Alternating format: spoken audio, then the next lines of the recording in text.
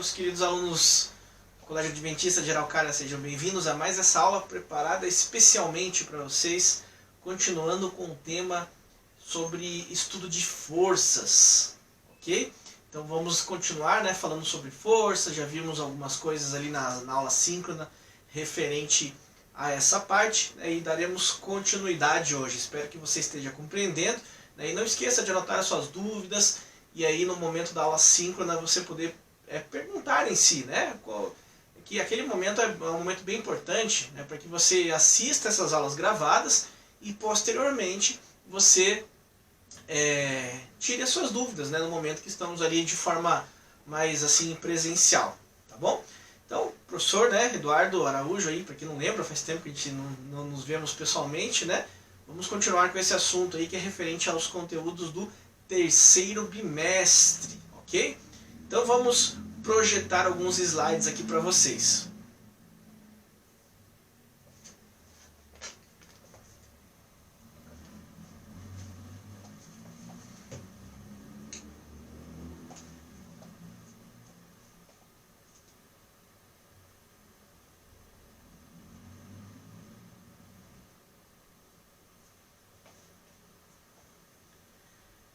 Então ficou um pouco escurinho aqui, que eu apaguei um pouco a luz, para você poder visualizar os slides aí. Então eu vou sair aqui da frente, para que você consiga realmente visualizar. Então eu vou dar um zoom aqui só para ficar mais fácil para você, tá bom?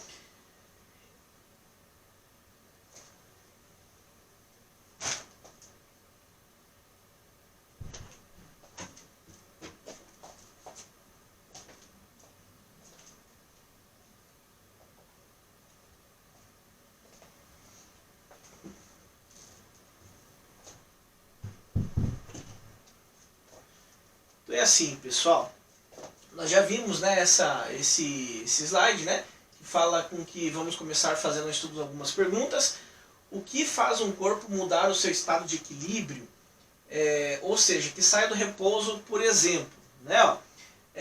Por que os astronautas parecem flutuar? Então você vê essa imagem, ele parece estar flutuando, ele pula aqui de uma forma bem devagar e cai devagar. Você deve ter visto isso em filmes, E por que quem está do outro lado do mundo não cai? Então, nós já vimos essa relação, Por que uma pessoa está acima e outra está abaixo do nosso planeta, Ela não cai. Então, algumas perguntas aí. Então, já vimos algumas relações, sobre isso. Por exemplo, o estudo da força, Aqui colocamos algumas coisas já.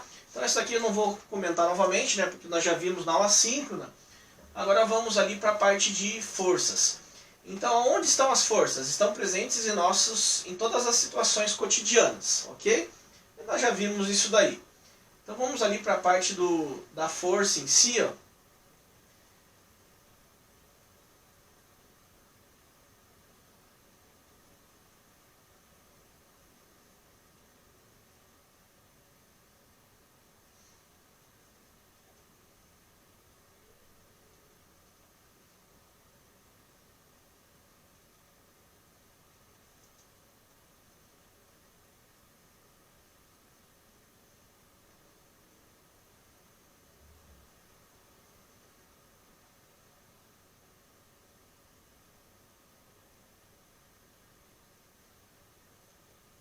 Então, falando sobre a força, nós paramos na aula síncrona nesse slide, cujo eu falava assim, eu estou aplicando uma força aqui sobre essa caixa. Então, essa força aplicada, ela gera uma certa aceleração. Então, a força que a mão exerce acelera a caixa. Agora, se eu aplicar duas vezes a força, então tem duas mãozinhas aqui, Perceba isso. Então, se eu aplicar duas vezes a força, significa que eu estou tendo mais força sendo aplicada sobre aquela caixa. Então, consequentemente, a aceleração será maior. Agora, e se eu manter a força de uma mão aqui, Porém, agora, eu duplicar a quantidade de massa, ou seja, a caixa. Então, se eu tenho mais massa, é mais difícil eu ter uma aceleração. Então, nesse slide, nós percebemos que a força e a aceleração são grandezas diretamente proporcionais. E a aceleração e massa são grandezas diretamente proporcionais. Quanto maior for a massa, menor a aceleração. Então isso, quando tem um maior e um menor, Isso são grandezas inversamente proporcionais, ok? E aí vamos para o próximo slide, que é realmente o objetivo desta aula. Quando você tem aqui um exercício, né, relacionado a cálculo de força, então veja comigo ali, ó, veja a figura abaixo. Então essa figura abaixo aqui. Nela um bloco de massa 2,5 kg.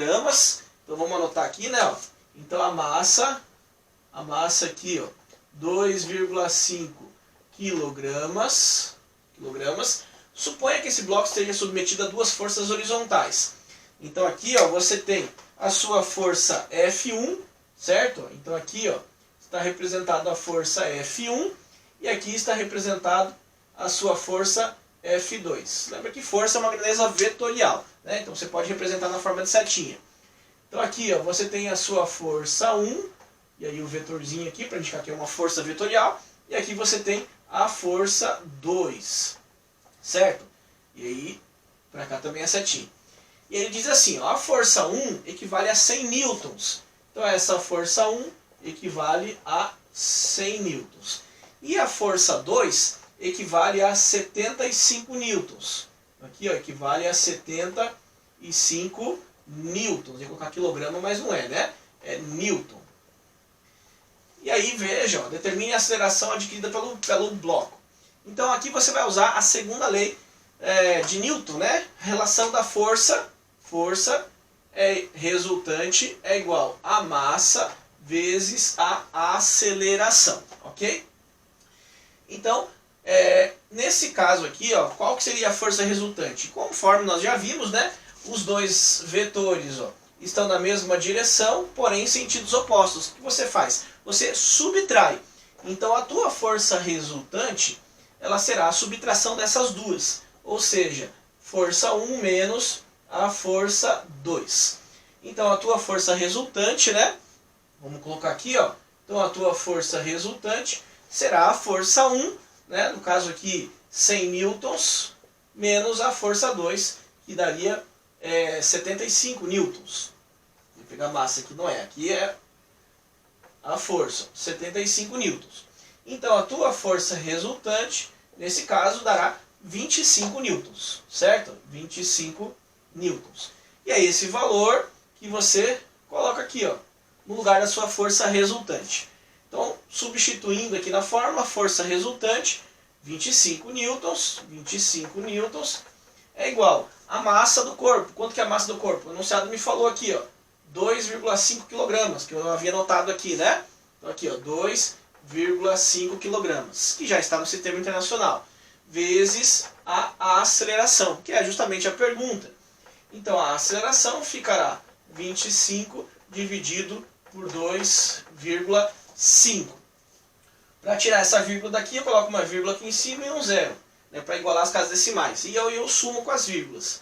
Então a aceleração fica 250 dividido por 25. Ou seja, aqui daria 10. 10 o quê? Não esqueça das unidades, tá? Que é sempre importante. Então a sua aceleração, no caso aqui, estará no sistema internacional, né? Então você vai encontrar em metros por segundo ao quadrado. E aí já seria a resposta para esse primeiro exercício aí, tá bom? Tá certo? Então determine a aceleração adquirida pelo bloco, ou seja, a aceleração após a aplicação dessa força, você tem a aceleração de 10 metros por segundo ao quadrado, tá bom? Então esse exercício ele é muito importante, por quê? Né? Por quê? Justamente para você definir as relações que você precisa colocar, né, no momento de fazer um exercício desse tipo. Porque esse aqui ele foi simplificado. Agora, quando ele tiver mais variantes, você vai precisar fazer justamente essas setinhas, né, que nós fizemos aqui, né? Isso chama-se diagrama de forças, tá? Então esse exercício foi bem simplificado. Agora, quanto mais elementos eu tenho no meu enunciado, mais complexo vai ficando. E aí você precisa entender o processo do diagrama de forças. Ou seja, quais são as forças que estão aplicadas naquele corpo, de uma forma geral. Posterior, na próxima aula síncrona, continuaremos a falar sobre esses assuntos. Um grande abraço, Deus abençoe e bons estudos!